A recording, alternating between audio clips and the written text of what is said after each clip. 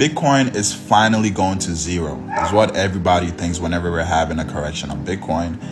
But it is a cyclical thing. It happens every 4 years. We do face some sort of bear market in Bitcoin every 4 years. This goes as far back as 2018 when Bitcoin traded below its 3K support level before having a massive bull run.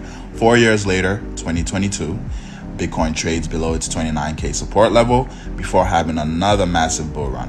2026, 4 years later, we are currently in a bearish market. We are going to trade below Bitcoin's 49K support level right here. I do think we're going to hit 33 or 35K before bouncing and having another massive bull run to the upside. This is a normal thing. It's a cyclical thing. So don't be scared. A 70 to 80% correction on Bitcoin is a normal thing. It happens about every 4 years.